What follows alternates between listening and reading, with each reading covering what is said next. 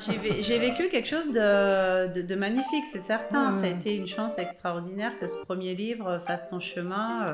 Raconter la vie d'aujourd'hui, je ne dis pas que c'est pas intéressant, je dis que moi, ça ne m'intéresse pas dans la mesure où je la vis. J'avais été déclarée condamnée par les médecins, j'ai vécu une expérience de mort imminente. Mon Dieu. J'ai même vu... N'ayez pas peur, je Ouais. suis là, tout va Non, bien. Oui. Et je reçois 2 contrats à ce moment-là. Alors là, je suis sidérée. J'ai pas toujours eu de la chance, mais là, j'en ai. Un peu de talent quand même. Un peu de travail. Enfin, ou du travail, enfin peu importe, j'en sais rien, mais enfin il y a quand même aussi du boulot. Vous chantez mal, mais vous avez trouvé votre voix. Oui, c'est vrai. Oh là là. Oh, vous êtes en forme. Hein. J'essaie de me dire quelque chose là.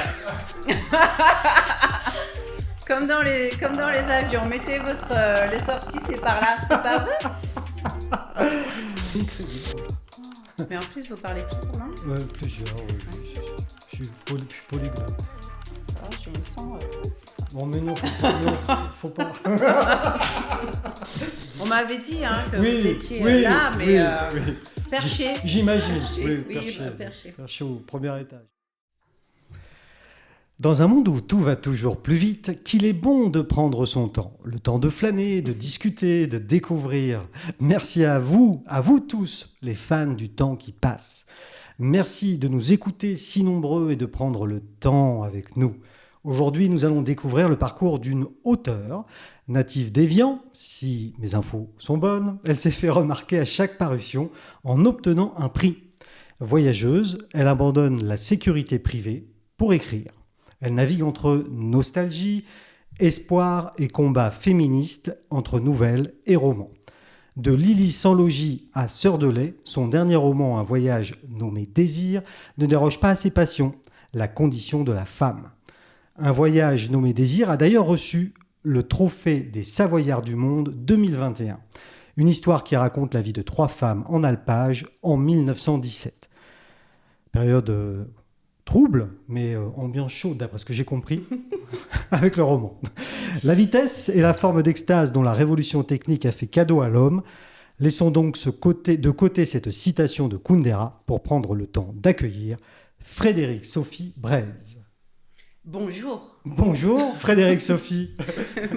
Bonjour. J'ai bon? C'est parfait. Bah à bientôt alors. Au revoir. Merci. C'était super. C'était super, ouais.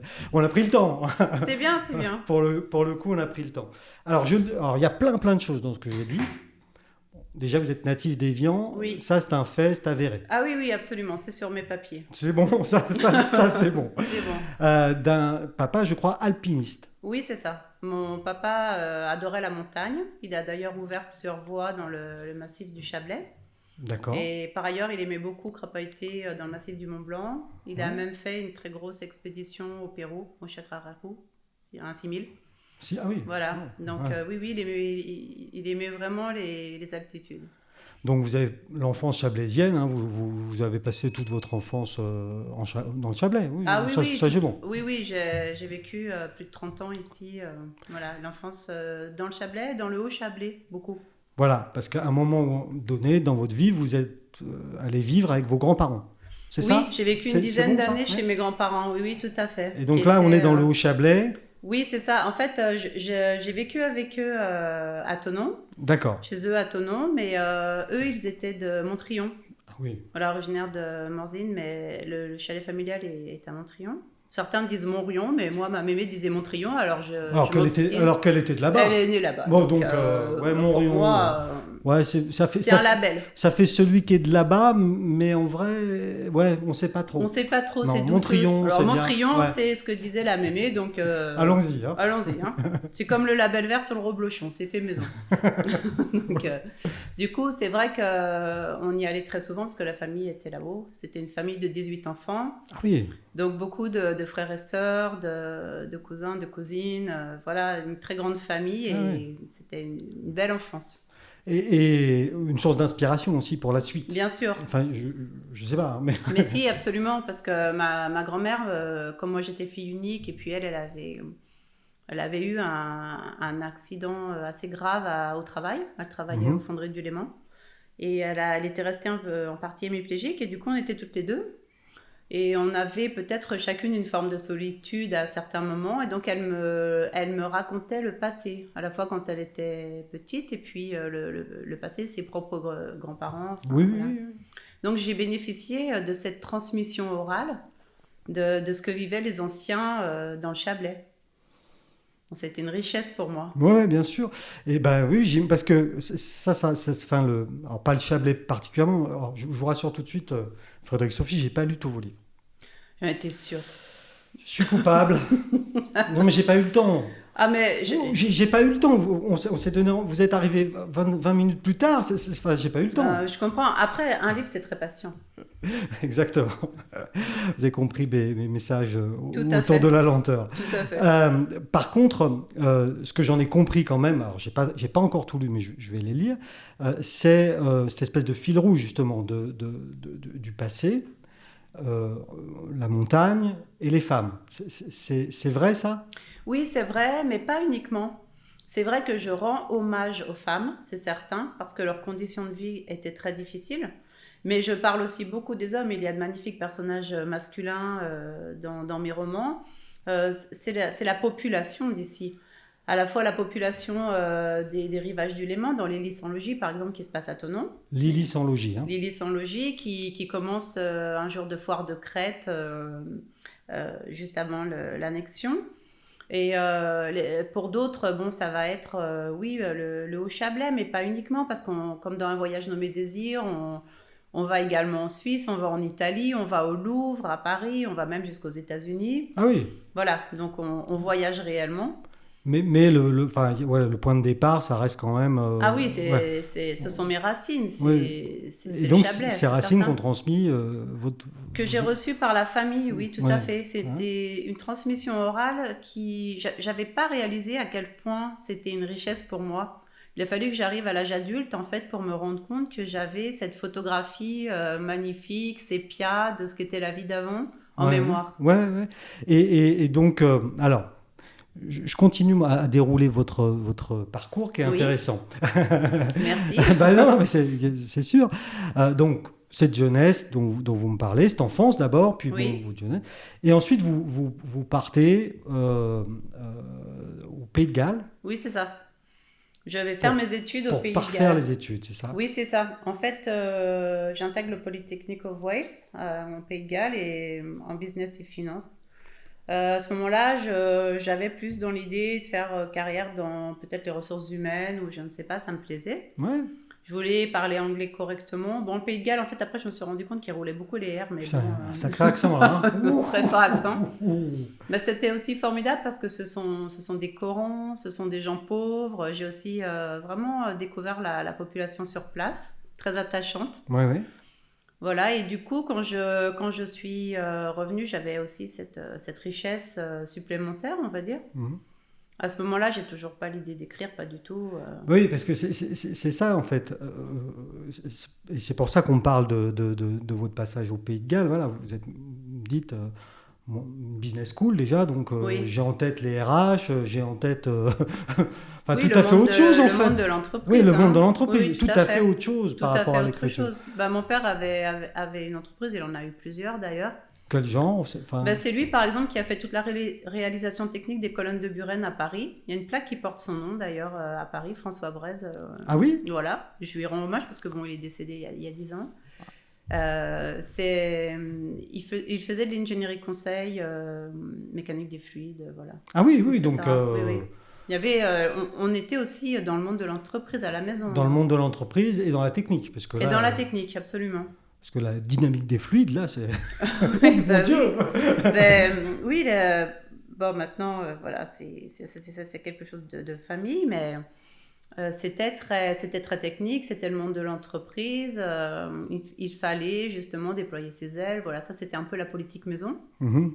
C'est aussi pour ça que je suis partie à l'étranger, d'ailleurs, pour me faire un peu les dents, moi aussi. Oui, donc on est loin d'un monde d'artistes ou d'un... Ah, très loin. Très, très loin. Ah, enfin. très loin. D'ailleurs, moi, j'aimais dessiner. Bon, je dessine comme un pied, hein, mais j'aimais ça. On peut aimer faire quelque chose mal. Ah oui, ça, c'est moi, ça. C'est pas grave, ça. Mais à la maison, c'était pas perçu comme quelque chose à valoriser à Voilà. l'époque. Ce qu'on valorisait chez vous, c'était...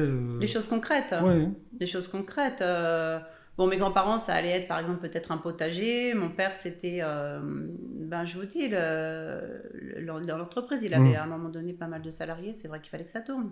Oui, ah oui, une entreprise avec plein de salariés, il faut que ça tourne. Exactement. Voilà. Ça, c'est la base Donc, de la on base. avait une transmission d'efficacité. D'accord. Et donc, du coup, oui, mais quand même petite, la littérature, c'était quelque chose qui croisait votre chemin ou pas plus que ça? Oui, un peu. Mon père lisait beaucoup. Ah oui, quand même. Oui, quand même. Ma grand-mère aimait lire.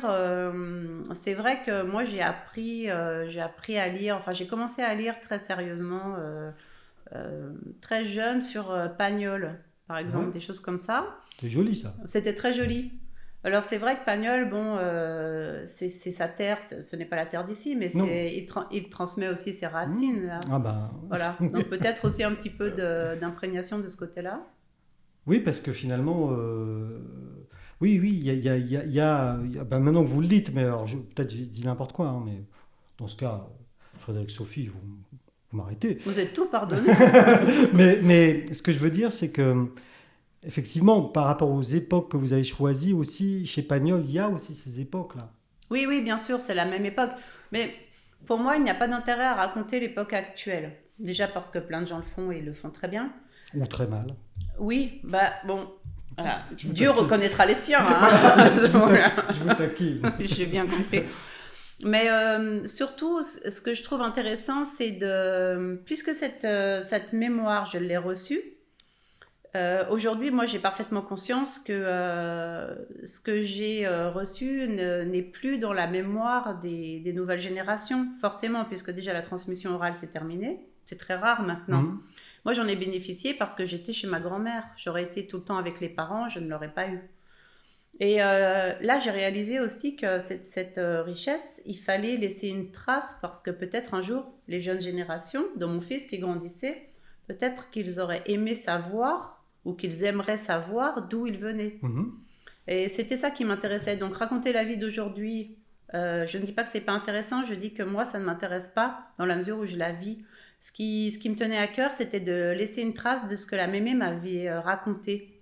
C'était ça. Et c'est vrai que c'est pour ça que souvent, enfin, je ne suis pas encore allée dans... Là, je suis en train d'écrire mon 7e roman. Je ne suis pas encore allée plus loin que la fin des années folles, c'est-à-dire 1929. Peut-être qu'un jour, je franchirai cette barrière, mais à chaque fois, je recule dans le temps. Voilà, je vais jusqu'à 1800, là, enfin, je suis redescendue vers 1800, mais je n'arrive pas à dépasser, je n'arrive pas à passer aux années 30, vous voyez. Oui, voilà. Prenez votre temps, j'ai envie de dire. Oui, mais c'est ce que je fais. D'ailleurs, l'écriture, c'est une activité extrêmement chronophage, donc le temps, on le prend par la force des choses. Parce que, alors justement, vous venez de le dire, hein, l'écriture, c'est une activité chronophage. Oui. Ça dépend pour qui. Hein. Vous voulez dire que je suis lente? Si, j'ai entendu, vous l'avez dit. Si vous venez de le dire. Je vous taquine exprès.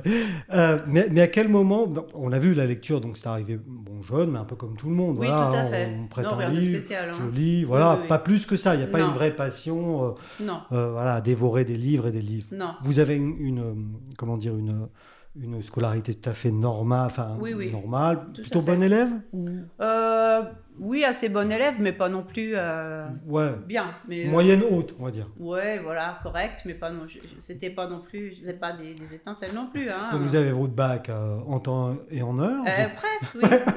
Non, ah, Non, j'ai eu mon bac avec une année de retard. J'ai eu une année difficile à l'adolescence.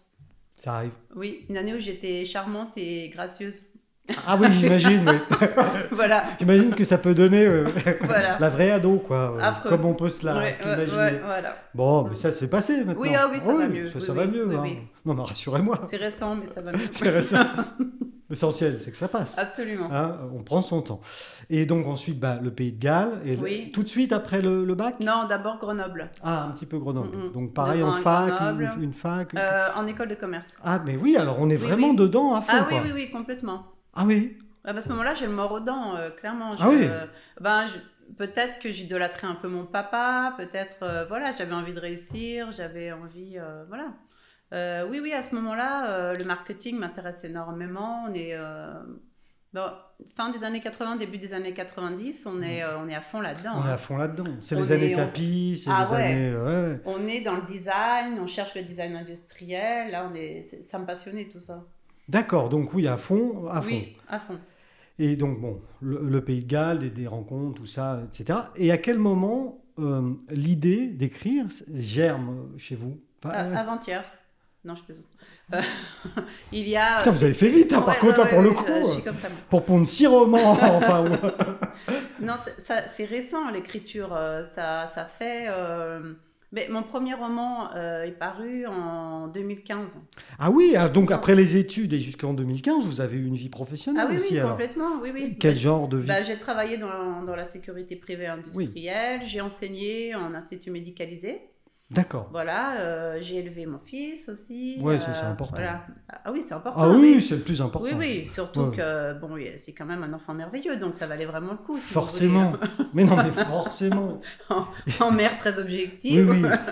Il valait le coup d'y consacrer Mais ces 12 absolument, années. voilà. Donc, Et la sécurité privée, c'était quoi? c'était des coffres-forts, des alarmes, Ah. des détections d'iris.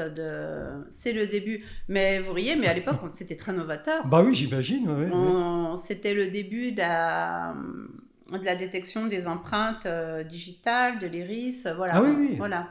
Et donc là, vous étiez commercial? Ouais. Alors, non, pas, je l'ai été, mais pas uniquement. Non, je Oui, oui. Moi, je faisais des devis, autrement, j'allais chez les clients. Et puis après, par ailleurs, j'ai aussi tenu l'agence de Tonon pendant 2 ans. De Une quelle grosse marque. Ah, ouais, Mhm. oui. Donc, Voilà, un peu tout. Mais j'ai travaillé aussi à Saint-Martin-d'Hers pour eux. Saint-Martin-d'Hers, C'est collé à Grenoble. c'est ça, hein, c'est en Isère, c'est oui. là-bas, là, Ça Dans vous la- paraît loin dans la ZUP. dans là-bas. la ZUP. Non, mais ce qu'il faut pas entendre. C'est si loin du Chablais. Non, c'est pas loin. Non. Non. Mais non. Avec l'autoroute, tout est plus près. Oui, mais non, mais c'est à 2 heures de route. Mais l'Isère, ça reste un territoire alpin, hein. Très alpin. Pour moi, les Alpes. Oui, pour moi, le Chablais c'est très important, mais ce sont les Alpes, c'est-à-dire la pente, les hauteurs, c'est ça qui est très important. Mais absolument. Mais oui, oui, oui. Et puis finalement, à vol d'oiseau. Ah bah oui. Je ne sais pas quel oiseau vous avez, mais. Non, mais c'est à côté, je veux dire. Enfin, Oui, voilà, d'accord. les Alpes, c'est une. Mais oui, c'est non, une non, entité. mais voilà, pour On moi. parle de la Suisse, on parle de l'Autriche, etc. Exactement. Mais les Alpes, c'est une formation géologique qui est une unité, Et finalement. puis c'est une culture commune, Et une culture commune, Mhm. effectivement. ce qui est très important. Donc je vous taquine un peu avec l'Isère, mais Oui, vous oui, avez mais tout à fait. vous faites bien. Vous avez, mais oui. Oui. Et donc du coup, oui, une vraie vie professionnelle. Bah oui, oui, puis j'ai enseigné, j'ai aimé enseigner, franchement. Vous avez enseigné quelle matière alors? Alors, j'avais les enfants d'âge élémentaire, enfin j'ai eu des maternelles aussi. Ah oui. Après, je t'ai nommée en... Bah oui, oui. Ah bah j'ai passé j'ai passé les concours, j'ai eu mon Ah, diplôme. mais je ne savais pas. Ah oui, oui, non, mais bien sûr, j'ai pas fait les choses... À moitié. Ben non, j'ai passé les concours, j'ai eu mon diplôme de professeur des écoles, j'ai enseigné en maternelle j'ai enseigné le français aux enfants primo-arrivants. D'accord. Et voilà, j'ai enseigné l'anglais aux petits français, et puis ensuite j'ai été nommée en institut médicalisé.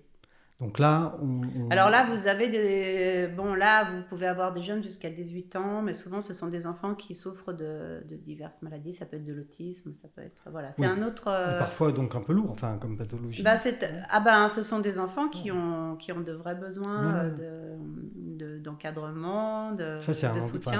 c'est même plus que du travail. Là, on parle d'un engagement quand même. Oui, après avec les enfants tout est engagement. Moi je pense que quand vous avez des enfants primo-arrivants, vous êtes Oui. très engagés aussi. Quand il Oui. s'agit de leur apprendre le français à des enfants qui arrivent de zones de guerre, il y a un véritable engagement également. Hein. Et ça vous l'avez fait à quel endroit? Alors ça, Châteaudun, Orléans, Oh là là, on est 45, très très loin des Alpes. Oui, Très là, pour très vous, loin des oh là là, Alpes. là, Oh là là. pour vous, oh là là. Oh, Oh, j'aurais dû vous amener une carte. j'y ai Oui, pas non mais je vois où pensé. c'est. donc. Ah oui. Non, mais quand même. Non là, voilà, plus la Beauce, beaucoup en Oui, Beauce, d'accord. voilà. Et puis oui, tout ce Donc ça secteur-là. colle bien avec ce que je disais de vous, une voyageuse quand même. Oui, une voyageuse, c'est pas oui, un petit peu. Enfin, j'ai habité pas mal d'endroits en France. J'ai habité Nîmes, j'ai habité Agen, Troyes. Ouais. Voilà, j'ai pas mal déménagé. Troyes dans l'Aube, Oui. Mm, mm. près de la Champagne. Tout à fait. Ah, vous voyez, Niveau Donc, ça- géographie, je suis bon. Oui, c'est surtout parce que dès qu'il y a un truc à boire, vous savez Ah où non. c'est. Non, monsieur, allez. Mais non, je ne bois pas. Ah bon, mince. Mais non. Mais ça n'est pas grave. Ça n'est Donc, pas. prête à champagne. Voilà. Et du coup, alors, dans cette vie, quand même, parce que ça doit prendre, ça doit occuper l'esprit, ce genre de travail. Oui. Ça doit occuper l'esprit, le temps, évidemment, mais l'esprit aussi. Et comment est-ce qu'on switch vers, enfin, ou en tout cas, on déclenche une écriture avec ça Alors, pour s'évader, ou je sais pas. le déclencheur, c'est que bon, j'avais eu de très graves problèmes de santé quand j'avais 27 ans. D'accord. J'ai vécu, enfin, j'avais été déclarée condamnée par les médecins. J'ai vécu une expérience de mort imminente. Oh mon Dieu. J'ai même vu. N'ayez pas peur, je Ouais. suis là, tout va Non, bien. Oui. Ça va. Je vais bien. Super. Mais oui, voilà, j'ai vu le défilé de mes proches, venus me dire voilà, au revoir, adieu. Bon. Et puis, comment. Oui, ça c'est enfin alors trêve de plaisanterie, ça doit être une expérience ça. Ah, bah, ça en est une, ça. C'est ce qui est difficile, c'est de se remettre sur les pattes arrière. C'est ça qui est compliqué. C'est qu'en général, quand vous sortez de là, vous avez survécu, etc. Ce qui est très compliqué, c'est de récupérer suffisamment de santé pour. Ce sont les années qui suivent. C'est des fois pendant un an, bah, vous pouvez pas arquer. C'est ça la réalité. Donc Ah oui. c'est ça qui est lourd. D'accord. C'est de pas pouvoir récupérer la vie d'avant. Mais et puis après, bon voilà, j'ai eu de nouveau des problèmes de santé vers la quarantaine. Ça m'a fait beaucoup remonter ce qui s'est passé dans ma vingtaine. Ouais. Et c'est là que j'ai commencé à écrire. D'accord. C'est venu comme ça en fait. Pour deux raisons. Peut-être la première, c'était pour m'apaiser. J'avais certainement peut-être un peu besoin de poser sur le papier ce qui s'était passé. Ouais, ouais. Et puis la deuxième, c'était toujours cette histoire de traces. Parce Voilà. que mon De fils, transmettre oui, de transmettre. le patrimoine. De transmettre le patrimoine à la génération suivante. De transmettre ce que la mémé m'avait transmis aux générations d'après. Parce que là, votre fils était petit au moment où ça se déclenche, ça. Alors, quand je commence à écrire, ben, il est ado, c'est le tout début de l'adolescence. Ah oui. Voilà. Comme il me pose beaucoup de questions, il est curieux, etc. Je me dis peut-être, alors ça ne veut pas dire qu'il va les lire ou qu'il les a lus, mais peut-être que si un jour il a envie, ou d'autres, je ne sais, il y aura cette trace. En tout cas, les livres sont là. Sont là, exactement. Après, libre à chacun de s'y intéresser ou pas. Sont là et pas à compte d'auteur. Ah non. Non, mais c'est important ce que je dis, parce Oui. que bien souvent, enfin pas bien souvent, mais quand on a vraiment envie d'écrire une histoire, on peut le faire aujourd'hui. Bien sûr. Il y a des moyens à compte d'auteur, etc., etc. Et c'est pas, je dénigre pas ça, parce que c'est bien aussi. Mais je précise ça parce que trouver un éditeur, séduire un éditeur, il y a un peu de ça. Vous souriez, Mais je vois oui. sourire, mais il y a un peu de ça c'est quand très même. important ce que vous dites. Ça me paraît être, oui, effectivement, très important. Ça l'est parce que pour moi, alors là, on rejoint mon côté challenge, c'est-à-dire que pour moi, oui, chacun peut écrire son histoire, bien entendu, et fort heureusement, et c'est très chouette. Moi, je trouve ça merveilleux que chacun puisse écrire ce qu'il a envie. Mais pour moi, je n'aurais pas fait ça si je n'avais pas trouvé d'éditeur. C'est-à-dire que ça fait aussi partie de mon caractère. Pour qu'un livre vive en librairie, il faut, à mes yeux, qu'il ait un éditeur. Donc le premier, je l'ai envoyé aux éditeurs avec l'espoir que quelqu'un serait intéressé. Le premier s'appelait comment ? Paysanne de montagne. Voilà, hein. Mais c'était une nouvelle plutôt. Ah non, c'est un pardon. roman de 600 pages, enfin il faisait même 800 pages. Une grande nouvelle alors. Hein, une grande nouvelle. Voilà, Une nouvelle à rallonge. Ouais, voilà. Donc Non, Paysanne c'est un de roman montagne. qui se passe à Montrion justement. À Montrion. À Montrion. Absolument. Et du coup là, vous avez un manuscrit. Alors là, j'ai un manuscrit qui fait 800 pages. Là, je commence, donc j'ai pas compris qu'il fallait couper à ce moment-là. J'ai appris après. Vous démarriez. Je démarre. Donc je fais une espèce de blob. Non mais vraiment, j'avais mis tout mon cœur là-dedans. Oui. Du coup, j'en avais trop mis évidemment. Mais C'est normal. La peur de manquer. Comment ? La peur de manquer. La peur de manquer, absolument, absolument. Il y en a un peu plus, je vous le laisse. Je vous le laisse, hein. ça fera pour un invité. Mais quand même, l'éditeur vous repère finalement. Alors non, c'est moi qui envoie. J'envoie Paysanne de montagne à 8 éditeurs. Je fais 8 copies papier. Ça va, 8, c'est pas... Oui, non, c'est correct, voilà. Ça va. Et je reçois 2 contrats à ce moment-là. Alors là, je suis sidérée. Donc, je me renseigne un peu sur les deux possibilités que j'avais. Et puis, plus d'affinité avec une personne qui, c'est vrai, était vraiment intéressée. Parce que ce sont aussi des coups de cœur, les rencontres auteurs-éditeurs. Mais oui, c'est ça. Comme la vie. Oui, oui, oui, Voilà. oui, c'est important. Ouais, ouais. Et puis là, elle m'a dit, écoute, moi ça m'intéresse, mais ton truc, il est énorme, il faut le réduire. Donc j'avais fait tous les efforts du monde pour le ramener à 600 pages, et puis il a fallu qu'il en perde encore 100, 150, Ah voilà. ouais, Donc, j'ai passé pratiquement 1 an à le mettre au régime. mon Dieu. Voilà, et ça m'a beaucoup coûté parce que j'avais fait tellement d'efforts pour l'écrire que j'avais beaucoup de mal à couper. C'est là que j'ai pris ma première leçon d'auteur. Coupe. Tu sais pas pourquoi, mais Mais tu coupes. Donc, oui, mais c'est hyper intéressant ce que vous dites parce que vous avez produit 800 pages et vous pensiez dans votre esprit que ces 800 pages se tenaient et que tout ça tenait la route. tout Quoi. à fait. Qu'est-ce que vous avez coupé? Eh bien, j'ai coupé, j'ai envie de vous dire tout ce qui me faisait plaisir, En c'est-à-dire... plus. mais oui, c'est là que vous rentrez dans un métier, c'est-à-dire que là où vous avez raconté une anecdote, une histoire, un chemin, une fleur, etc., des fois c'est un petit peu lourd, parce que tout le monde s'en fiche, vous éloignez de l'histoire, c'est une boucle qui est inutile, parce que souvent, voilà, on met des choses parce qu'on se fait plaisir, on a une réminiscence, Oui. il faut l'ôter. Oui, exactement. Il faut l'ôter, parce que aussi on a un défaut quand on commence, on a tendance à se répéter. Oui. On l'a déjà dit, on s'en rend pas compte, on le redit d'une autre façon, du coup on a l'impression que c'est neuf, pas du tout, on l'a déjà dit. Le lecteur a une mémoire d'éléphant, il sait qu'on l'a déjà dit, c'est pas la peine de lui redire. Il n'est pas bête. Pas du tout. A priori. Ah mais non, mais c'est même sûr. Marqué, on a les lecteurs qu'on mérite. Bon alors là je dis rien. Je vous taquine. Mais je sais bien. Non, mais c'est important ce que vous dites. Et du coup, cet éditeur chez qui vous êtes allé, parce qu'il y avait une affinité... Oui, il y avait un réel intérêt pour ça. Mais c'était vachement important du coup, parce Très. que vous allez beaucoup travailler avec après. J'ai beaucoup appris en fait avec cette éditrice. Moi, maintenant on ne travaille plus du tout ensemble. Mais ça c'est la vie de... C'est normal. Oui, c'est normal. Mais j'ai fait 2 livres avec elle.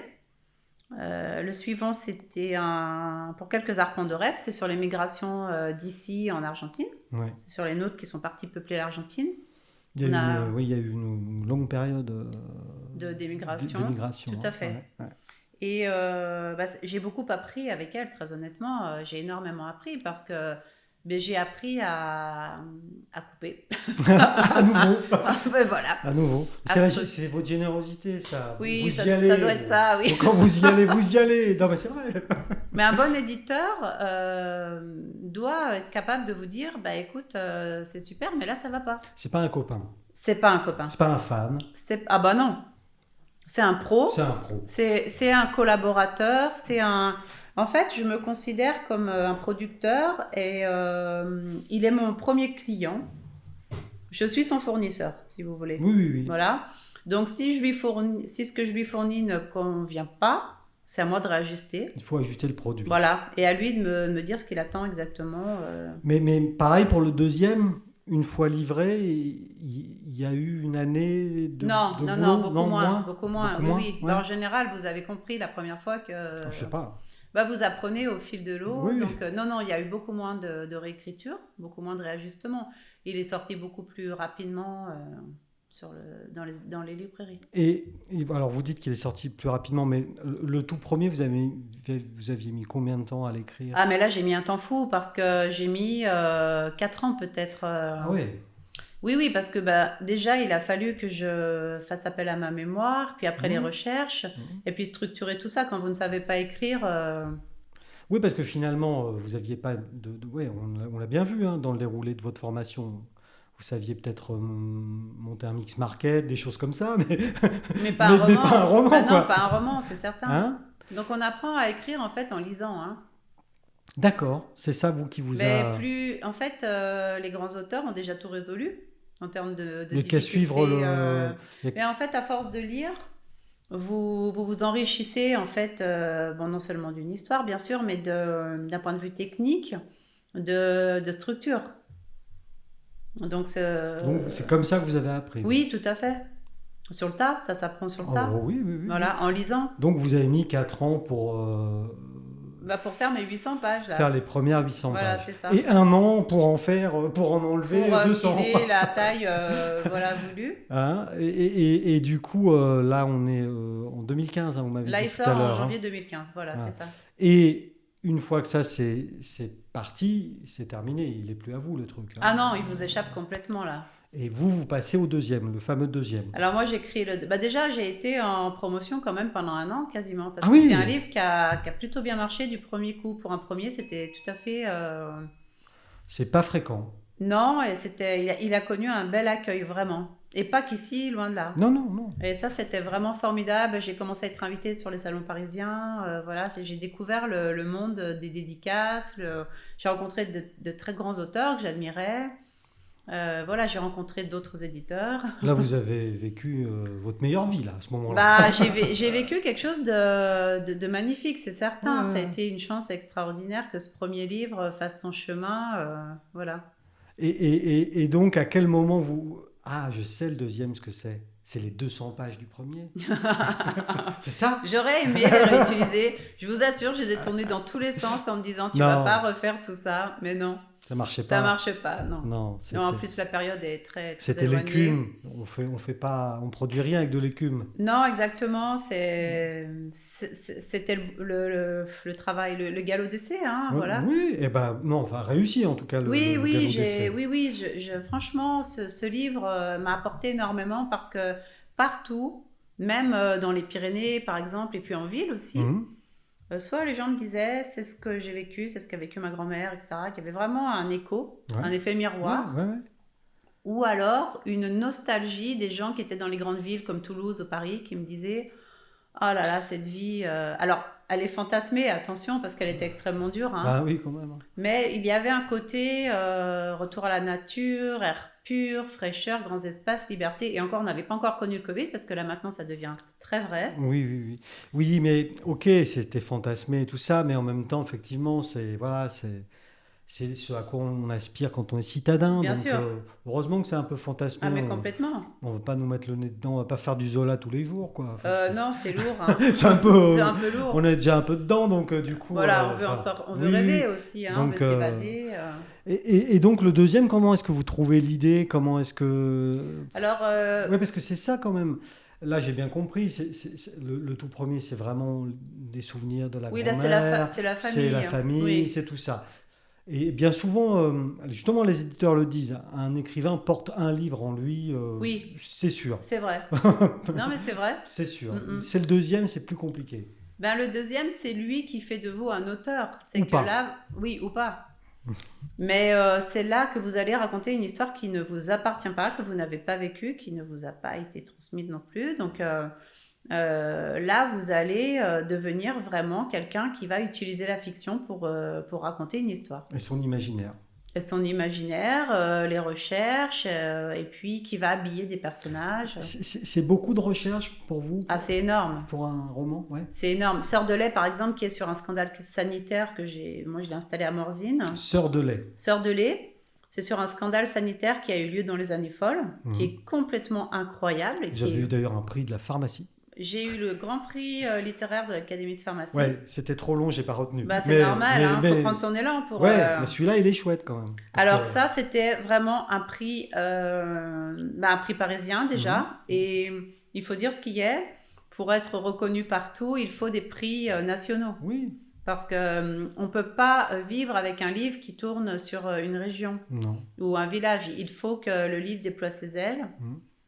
J'ai eu beaucoup de chance avec ça d'ailleurs parce que j'ai eu des livres jusqu'à Montréal, voilà. Ouais, mais enfin, vous dites depuis le départ, j'ai eu beaucoup de chance avec celui-ci, mais comme vous le dites à chaque fois, j'ai eu beaucoup de chance avec celui-là. C'est vrai. Vous avez beaucoup de chance.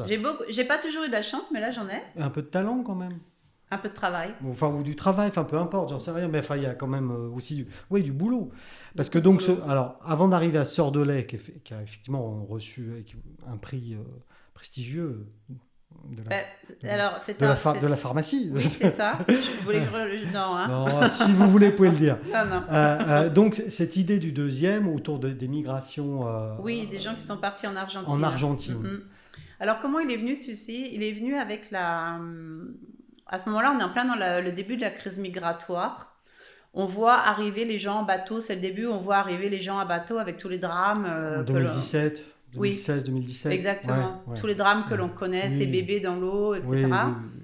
Et là, ce qui me frappe, c'est que bon, ils arrivent en Italie, on voit bien les difficultés pour les accueillir, où est-ce qu'ils vont aller. Bon, des fois, on est un peu vent debout contre leur venue parce que on a l'impression que ça peut représenter une menace. Quelquefois, c'est une menace, quelquefois, Quelquefois, c'est non. un drame humain. Enfin bon, non mais Ah oui, de toute façon, c'est un drame humain, ça c'est certain. Mhm. Et à ce moment-là, je me suis dit, à un moment donné, ces gens qui arrivaient par bateau, c'était nous.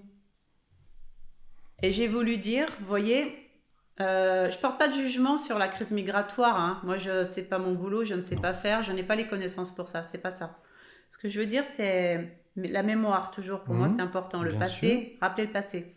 Un jour, ces gens qui n'avaient rien à manger, C'était nous. c'était nous. Nous sommes partis comme des gueux. Nous sommes montés comme du bétail dans des bateaux. Nombreux ont été ceux qui sont morts en mer, parce que la traversée en bateau à voile à l'époque, c'était 2 mois. Pour aller en Argentine. C'était terrible. Ouais, c'était pas Les le morts MSC étaient les gens. Grandiosa. Hein. Non, et pas la climatisation sur le paquebot. Non. Donc, les conditions étaient terribles. Ouais. Sur place, quand ils arrivaient, ça ne correspond pas de départ à ce que l'agence d'immigration avait promis. En plus, les terres n'étaient pas défrichées, c'était des marécages. Donc des maladies liées à tout ça. Il y avait beaucoup de maladies. Il y avait les Indiens qui étaient sur leurs terres. Donc aussi. eux s'installaient. Eux voyaient arriver ce qu'ils considéraient comme des colons, mais qui en fait étaient des gens qui n'avaient rien. Oui. Il fallait défricher. Il n'y avait pas les cabanes qui devaient être là n'étaient pas là. Enfin oui, c'était. L'Argentine l'hiver, c'est un pays très dur au niveau climat. Hein. Oui. Enfin donc à un moment donné. Ces pauvres gens qui montaient dans le bateau parce qu'ils n'avaient pas ici de quoi manger, c'était nous. C'est ça le sujet de Pour quelques arpents de rêve, et c'était ça que j'avais envie de raconter. Alors attention, le livre n'est pas sombre, au contraire, il y a de l'humour parce que mon personnage, Gervais, c'est un homme, il essaye de bien faire, mais quand même un petit peu maladroit, surtout dans sa compréhension des femmes. Ah, il y en a. Voilà. C'est du vécu, ça, Frédéric. Oui, tout à fait. J'ai regardé les hommes de mon entourage, je ne suis pas allée très loin. Ouais, non, vous avez tout à fait raison. En fait, je brosse le portrait de cette émigration par le biais des femmes, c'est-à-dire que c'est lui qui nous raconte comment ça se passe en fait pour sa mère, sa femme, sa fille, sa belle-sœur, l'institutrice, etc. Et par ce biais, on comprend comment ont vécu ces gens cette émigration qui était très douloureuse parce que la famille restait ici. Je crois, enfin moi je sais pas, à nouveau, c'est pareil, je suis comme vous, à ce niveau-là je suis pas spécialiste, mais je pense qu'une émigration, quelle qu'elle soit, elle est douloureuse. Forcément, vous Quitter laissez les vos siens, proches. ses racines, enfin Exactement. c'est jamais, on le fait jamais. Sans argent. Oui, on le fait jamais sans que ça coûte. Et là je parle pas d'argent pour le coup. Absolument. Hein? Non, mais c'est le cœur qui est percé, là. C'est insupportable. Et c'est aussi ce que je disais donc, dans votre littérature au départ. Il y a quand même toujours, même si votre héros, là, sur le second roman, c'est un héros, Oui. c'est quand même la condition et la cause des femmes qui est présente quand même souvent dans ce que vous écrivez. Alors attention, le Gervais, c'est un personnage magnifique. Hein. Il essaye vraiment d'arranger la cause des femmes. D'ailleurs, il se donne un mal de chien, mais bon, comme il s'y prend comme un manche, ça arrive. Tout ne réussit pas. C'est le Pierre Richard. Un petit peu, voilà. Il est plein de bonne volonté, mais c'est assez chaotique. Il y en a des comme ça, mais c'est pas grave. Alors oui, j'ai utilisé le biais des femmes parce que très souvent, on voit le démarcheur qui venait racoler, c'est un homme. Celui qui conduit le navire, on dit conduire un navire, je sais pas, je suis nulle en... Ouais, on dit ça, ouais. C'est bien. Bon. Conduire le capitaine, c'est un homme, l'équipage, ce sont des hommes. C'était les hommes qui prenaient la décision de partir, les femmes suivaient.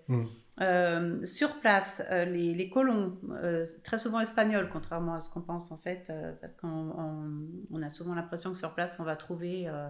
énormément d'autres gens pauvres, etc. En fait, ce sont des colons espagnols qui ont déjà fait fortune. D'accord. Ce sont des hommes. Sur place, ils exploitent des mines. C'est aussi un des sujets des géodes. Du livre, ce sont des hommes, etc. Donc moi, j'avais envie de dire, mais cette femme qui part enceinte pour 2 mois de mer, là, cette institutrice, etc. Je peux aussi monter Louise Michel sur le bateau pendant qu'on y est, parce que... Bah oui. Ouais, oui. Allons-y. Voilà, et voilà. D'ailleurs, elle entretient une correspondance avec Victor Hugo qui, lui, est coincé à Guernesey. Ah, bah, super. Ben oui, c'est les SMS de l'époque. C'est ça qui est intéressant avec la littérature, c'est Oui, qu'on peut faire un peu aussi absolument. un peu ce qu'on veut. Mais c'est formidable parce que justement, elle part là-bas pour ouvrir une école parce qu'ici, elle ne peut plus. Mhm. Et puis, bien évidemment, bah, il n'y a pas d'école. Il faut qu'elle fasse tout. Bah oui. Comme elle a un caractère épouvantable, on la connaît, Louise Michel. Voilà. Je ne l'ai pas connue. Hein. Mais elle Enfin, était très peu. réputée pour Oui, oui. être quelqu'un. Très très peu. Ou alors pas longtemps.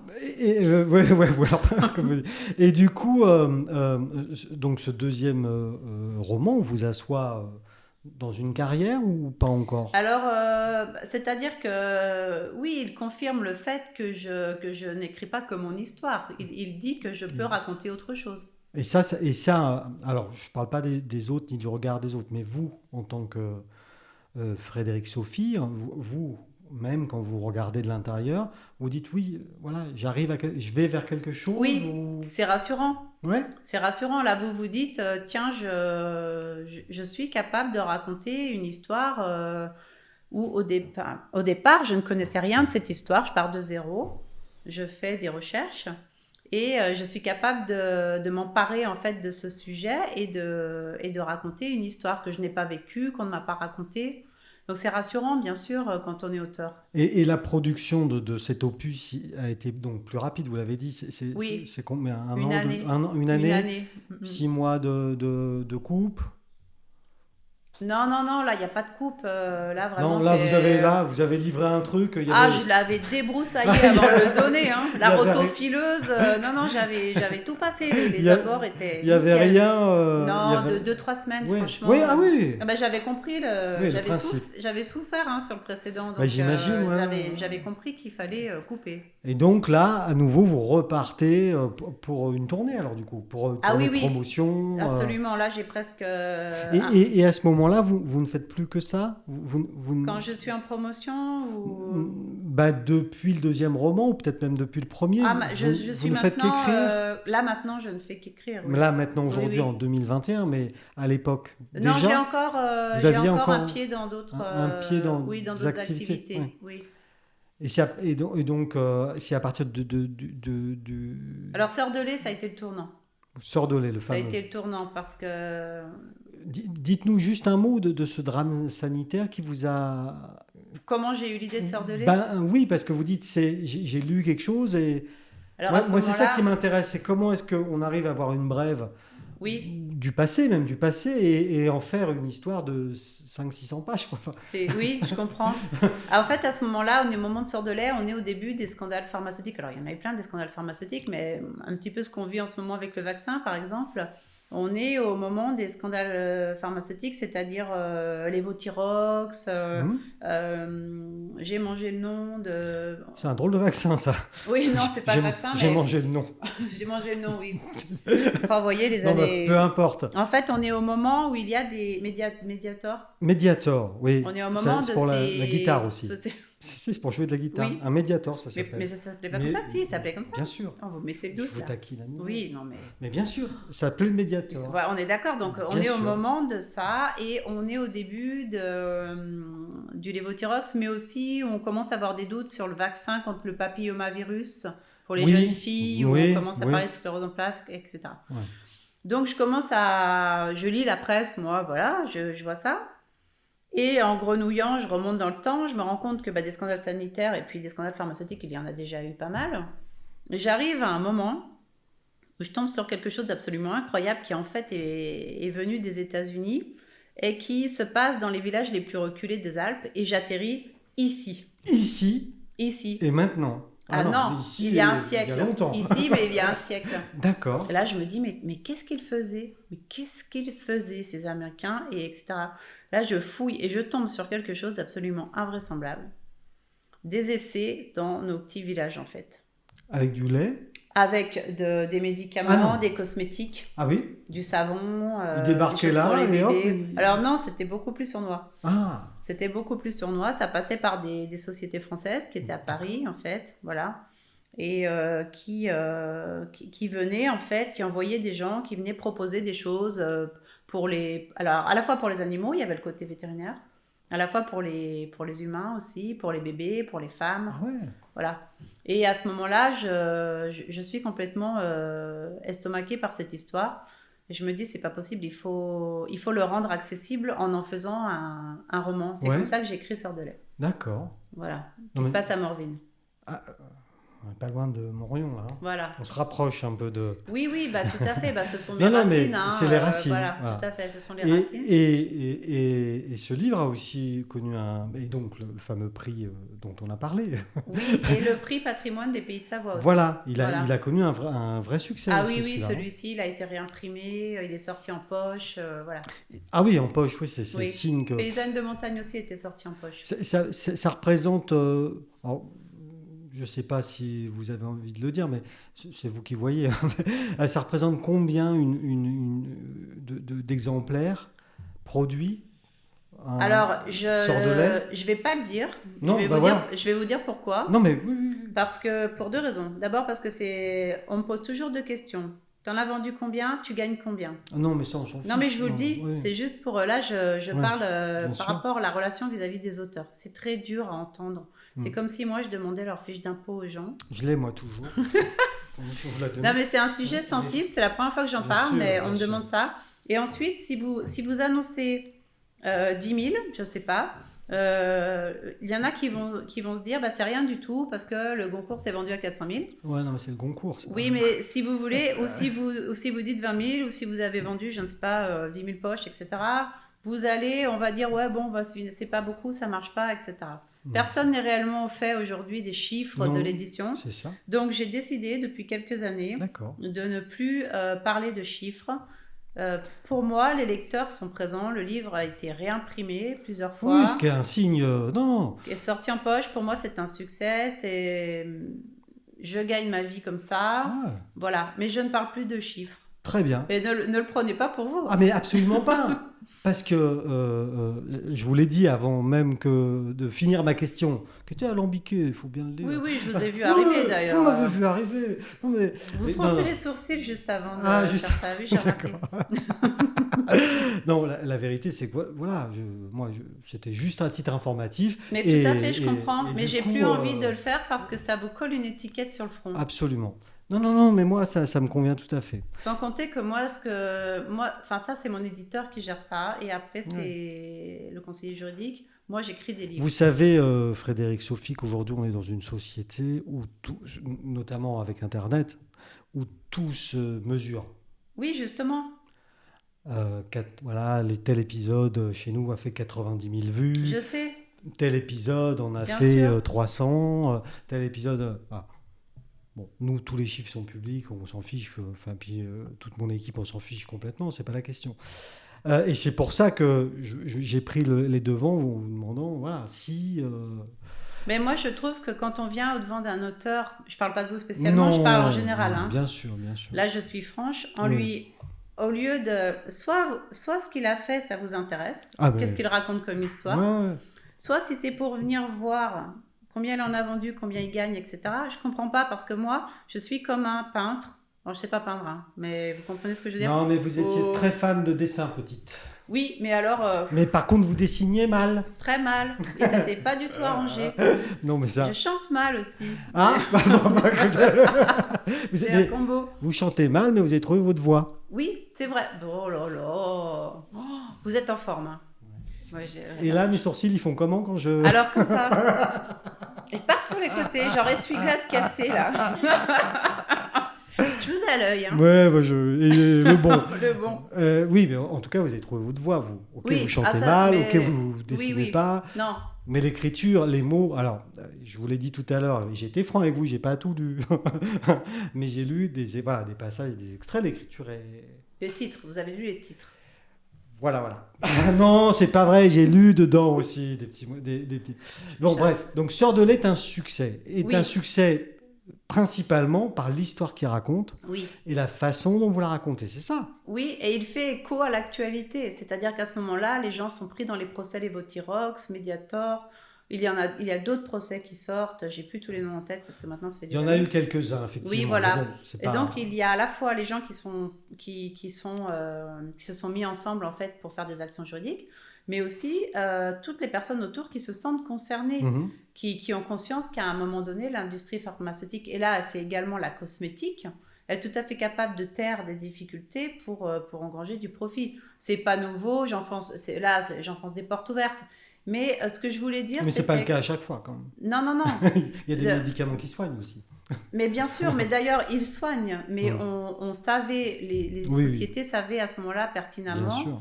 qu'il y avait des effets secondaires terribles ou des excipients, etc., qui étaient...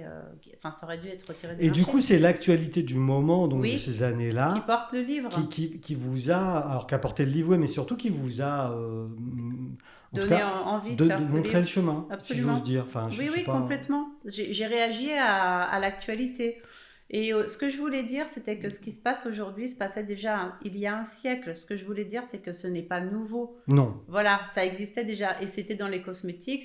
On faisait de la layette pour bébés qui était radioactive pour leur tenir chaud. Oui, mais c'était parce que ça tenait chaud quand même. Oui, bah ça tenait chaud. C'était bien. Ouais, c'était... Oui. Oui, mais est-ce qu'à l'époque, on avait conscience de ce qu'était la radioactivité? Alors, c'est tout l'enjeu du livre. C'est de dire, Voilà. est-ce qu'on était persuadé à ce moment-là qu'on apportait un bienfait, auquel cas ça peut se comprendre. Sauf que à ce moment-là, on savait déjà qu'il y avait des risques terribles. Alors, on n'a pas encore mesuré la radioactivité à long terme sur le corps. Par exemple, dans les magasins de chaussures lyonnais, on mesurait la taille des pieds des enfants avec un appareil qui envoyait de la radioactivité. Ce qui fait qu'ils ont tous eu des maladies très graves après. À ce moment-là, on ne le sait pas. On n'a pas le recul Non. à 20 ans, à 30 ans. Non. En revanche, Pierre Curie, par exemple, qui avait un morceau de pierre, de radon en fait, dans sa poche, avait eu la cuisse gravement brûlée. Marie Curie avait les mains. Ça vous fait rire? Non, mais c'est un Alors, je vous laisse 2 minutes en roue libre et vous rigolez. Pardon, mais c'est un drôle de porte-clés quand même. Mais vous mettez votre... Une pierre de radon, enfin... Oui, mais vous mettez votre portable dans votre poche. Non, jamais. Non, mais excusez-moi, oui, j'ai ri, mais parce que... Mais on ne le sait pas. Ben voilà, à l'époque, ils ne le savaient pas. Et pourtant, il se brûle. Marie Curie a les mains complètement brûlées. Oui. D'ailleurs, elle meurt d'une anémie pernicieuse qui est due à ça. Qui est due à ça, ouais. À ce moment-là, on sait déjà qu'il y a un véritable danger. Il y a un problème. Voilà. Alors, pas au début, pas en 1910, etc. Non, parce que bon, la découverte, elle est un petit peu avant, elle est vraiment de fin 1800, mais en début 1900, on ne sait pas. En revanche, dans les années 20, dans les années 30, on le sait, on a compris. On n'a pas tout compris, mais on a déjà largement compris. Les radiologues, une année, il en meurt 300. Il n'y a aucune protection. On a se protéger. On a très bien compris qu'il y a un véritable danger.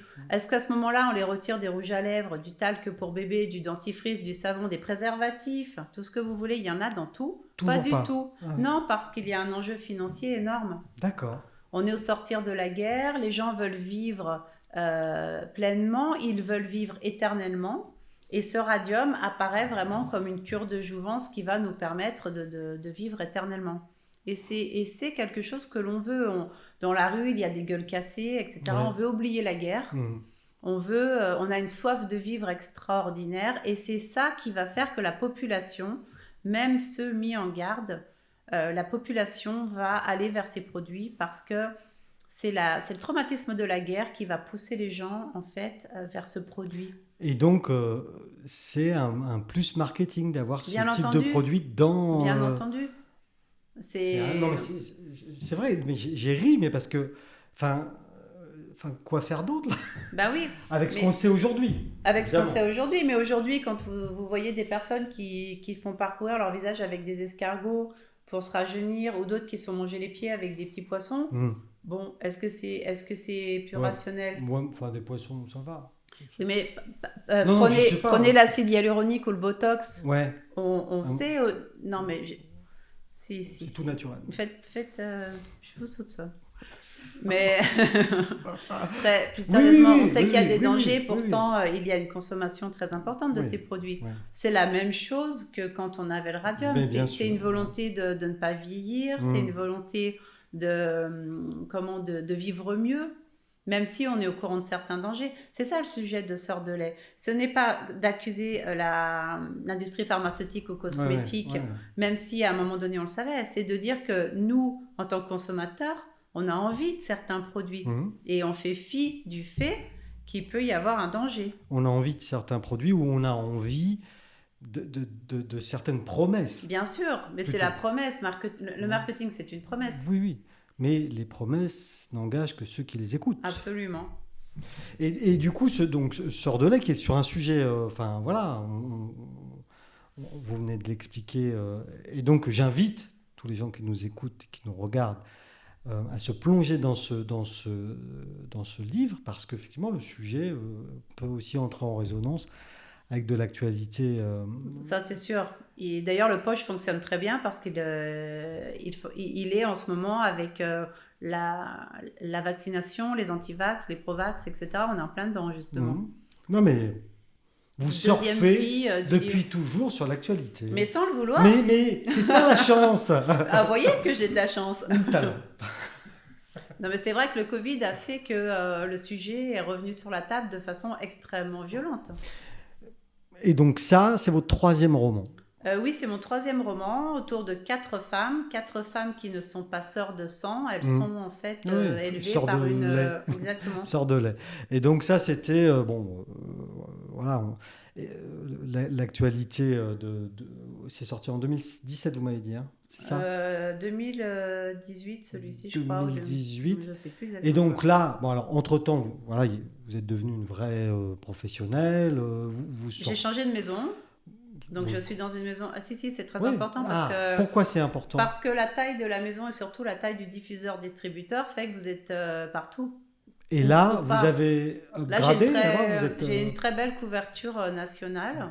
Avec, donc là, c'est les presses... Non, là, c'est Deboré. Deboré. Voilà, mon premier éditeur, c'est Lucien Saunier. Ensuite, là, j'étais chez Deboré. Chez Deboré. Chez Deboré, j'ai eu la chance d'aller jusqu'à Montréal, à la librairie historique Gallimard, avec mes romans en dollars canadiens. Avec Sœurs de lait, Lily sans logis, ce dont j'étais bien fière. Ben fière. Oui. Et, vous êtes allé, évidemment, comme tous les touristes, au belvédère du Mont-Royal. Bah oui. Faire la petite photo. Alors moi, j'ai mon fils qui vit là-bas quand même. Mais moi, j'ai ma années, fille, donc, depuis quelques années. Alors, je suis pas en touriste. Hein. Alors, moi non plus. Je suis en maman. Hein. Alors, moi, je suis en papa. Attends, alors, c'est bon maintenant. Hein. J'aime pas comme vous faites, en fait. Là. Je fais comment ? Bah, je sais pas. Je surveille. Je fais quoi ? Qu'est-ce que j'ai fait ? Regardez avec vos mains déjà. Elle se dresse, elle se baisse. Vous essayez de me dire quelque chose là. Comme dans les avions. Mettez les sorties, c'est par là. C'est pas vrai ? Et donc ça, c'est une belle aventure. Oui, c'est une belle aventure parce qu'il y a un côté international. Alors, il est très modeste. Mais il est là. Bah non, il est là quand même. C'est qu'à un moment donné, Sœurs de lait, Lily sans logis traverse l'Atlantique. Et ça, quand on est la maman de Sœurs de lait, oui, non, mais c'est une fierté quand même. C'est une fierté. Il sort en poche. Le poche marche très bien. Il marche d'ailleurs toujours très bien. Avec l'actualité, justement. Je ne pose pas de questions sur les chiffres. Non, vous ne pouvez pas. Vous avez voyez, avec mes mains, je fais ça. Oui. Stop. C'est bien ce que je dis. Non, mais là, je ne pose pas. Ok. D'accord. Ça marche. J'ai compris. Et donc, oui, alors ça, c'est grâce au fait que vous ayez changé de maison d'édition. Oui, à ce moment-là, j'ai changé de maison et c'est vrai que la couverture est beaucoup plus importante. Je suis présente dans beaucoup plus de points de vente, de librairies, c'est très important. J'ai plus de moyens aussi en communication. Le service de presse est important, voilà.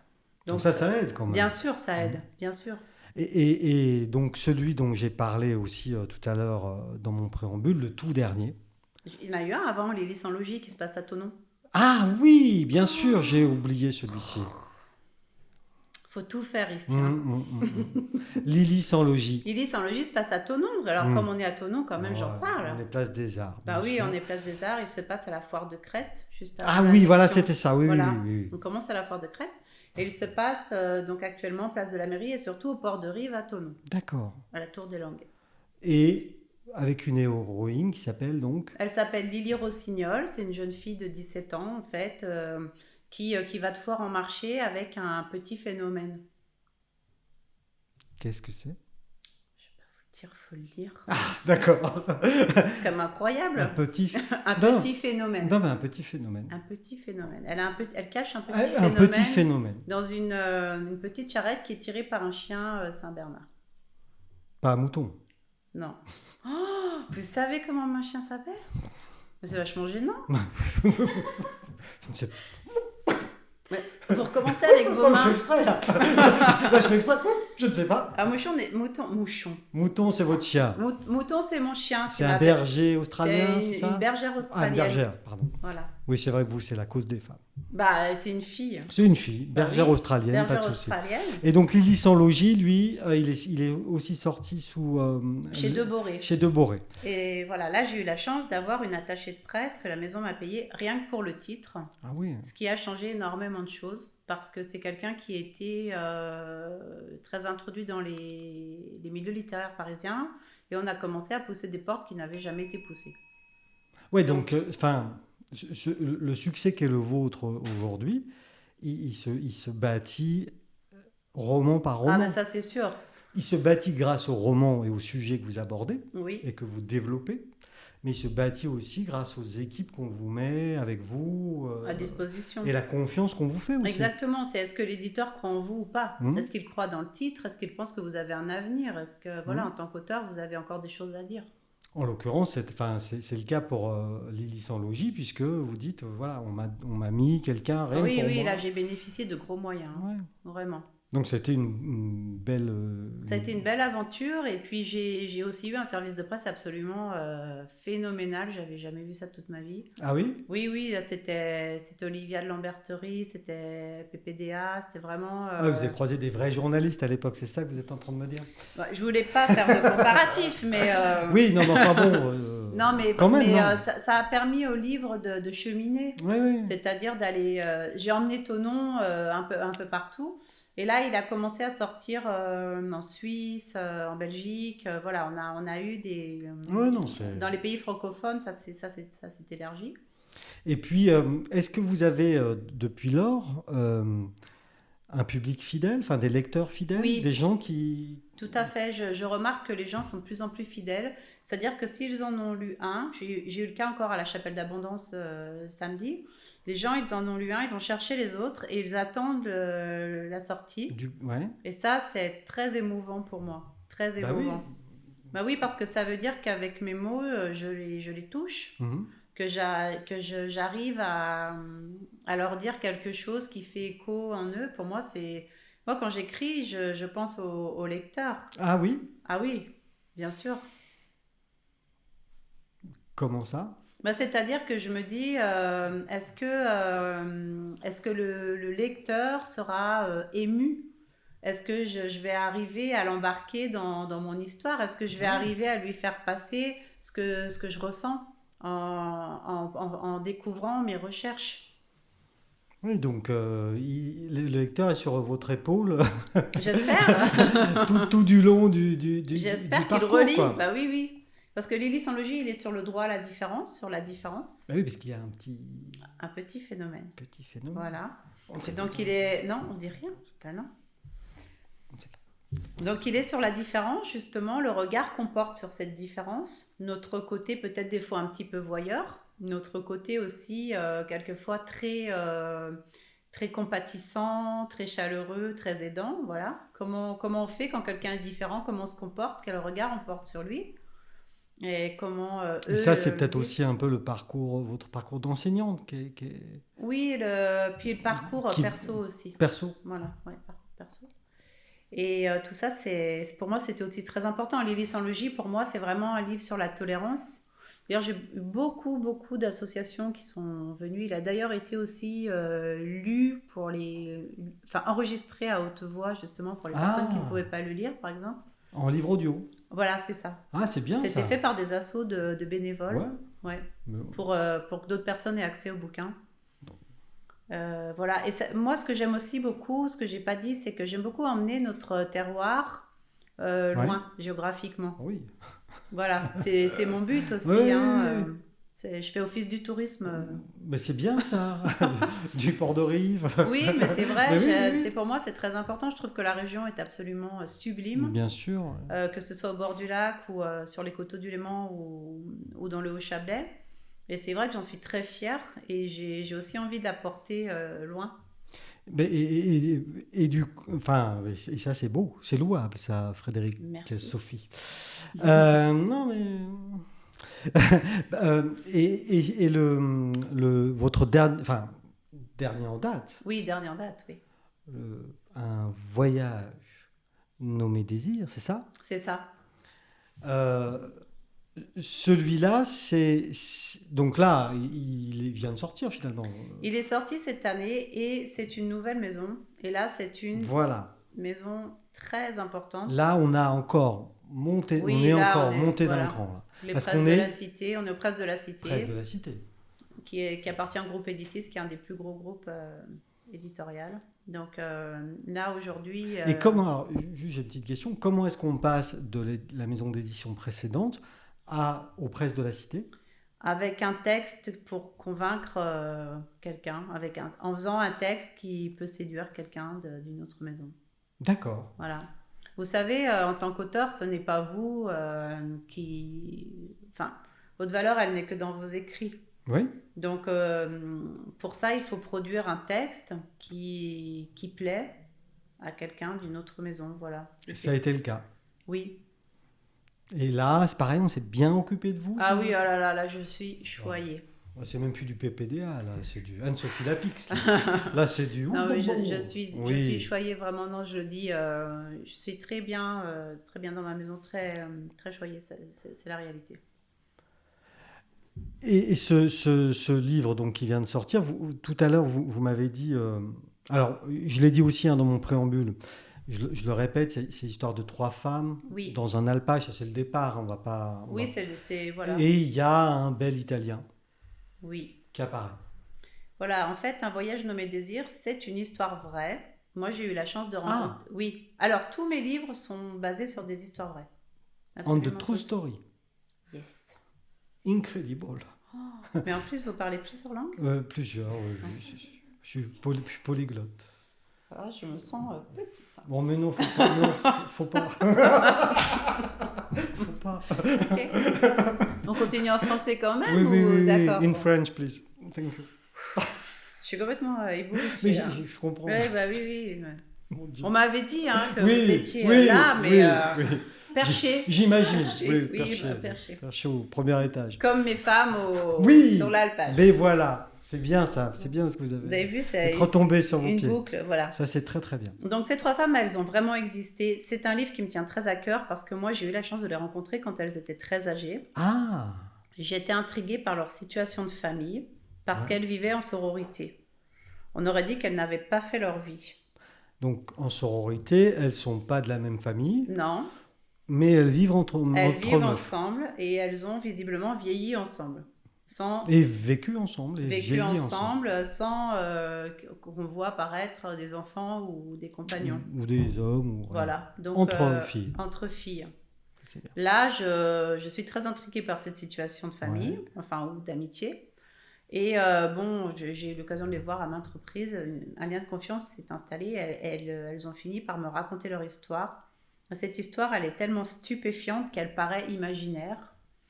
Et là, franchement, pour moi, c'était quelque chose de très émouvant, ce qu'elles ont vécu.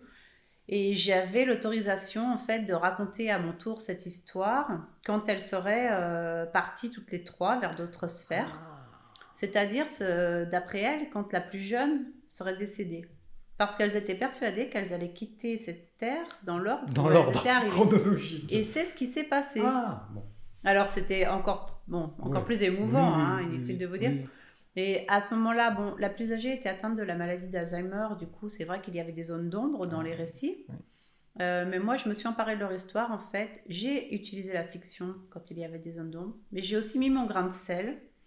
Et j'ai fait un très beau roman de femmes. Et surtout, un roman sur le désir féminin. Un sujet qui est complètement tabou si vous le replacez en temps de guerre. Première guerre mondiale. Première guerre mondiale, on est en 1917 sur l'alpage de Laon. À ce moment-là, elles sont toutes les trois avec les troupeaux et le chien. Et arrive par l'école un soldat étranger, un Italien. Alors à l'époque, il faut savoir que les Italiens, comme au départ, ils étaient plutôt du côté des Allemands au début de la guerre, et puis qu'ensuite ils ont Ouais. tourné leur veste pour venir plutôt du côté des Français. Même à la première? Ouais. Oui, oui. Ouais. Ah si. Ah, ils l'ont fait 2 fois. 2 fois de suite. Italien quand même. Ouais, franchement. Alors, il est considéré presque encore comme un soldat ennemi. D'accord. Et ça sera une des grosses problématiques qu'il y aura avec le reste du village notamment. Et à ce moment-là, les femmes, ça fait 3 ans qu'elles n'ont pas vu d'hommes. 3 ans qu'elles sont privées de bras solides pour abattre leur besogne le jour, mais aussi étreindre leur corps la nuit. Donc, elles éprouvent un sentiment de manque. Elles ne sont plus regardées, elles ne sont plus désirées. Et à ce moment-là, cet homme arrive, il n'est pas vraiment beau, mais ses gestes le sont. Il a avec lui une guitare, il est intriguant. On ne sait pas pourquoi il est là, on ne sait pas comment il est arrivé là, comment il a eu vent de cet endroit. Et c'est le point de départ d'un voyage nommé Désir. Quel point de départ, j'ai envie de dire. Mais on n'en dit pas plus, Non. parce que là, il faut laisser quand même le lecteur découvrir et faire le voyage. Faire le voyage parce que c'est vraiment un voyage complet. Un véritable voyage géographique, mais pas que. Alors là, Frédéric, Sophie, vous nous avez carrément, comment dire, teasé. Hein, on a envie de... J'espère. Oh, mais oui, on a envie. Et C'est donc, un très beau roman. Et donc vous, là, vous êtes alors dans ce qu'on appelle l'après-vente de ce roman. Oui, c'est ça. C'est pas très joli ce que je dis, mais En promotion. vous êtes en Oui, promotion. c'est pas joli non plus, mais bon. Non, mais bon. En tout cas, voilà, vous le portez Oui. à la vue des uns et des autres. C'est ça. Et avez-vous déjà commencé le 7e? Il est fini, il sort en janvier. Ah bah alors, non. Ça marche comme ça, hein? Ah bah oui, là, maintenant, ça y est, c'est la professionnelle. Ah Là, bah oui, c'est un métier, monsieur. Mais je vais écouter, oui, je vois ça. Ça parle de quoi? Mais ah non, alors Oh là, là, c'est trop tôt. Trop tôt. C'est un secret. Bon, parfait. En tout cas, je vous remercie d'être venu jusqu'à nous, C'est moi. Frédéric Sophie. C'est très bien comme prénom, hein. C'est vrai C'est formidable. Je le garde. Oui, gardez-le. Et je vous souhaite bonne chance et bon courage pour la suite. Merci beaucoup. Et peut-être un de ces jours. Mais je l'espère. Et puis, je vous remercie. Et c'était vraiment un agréable moment. Parfait. Merci beaucoup. Merci.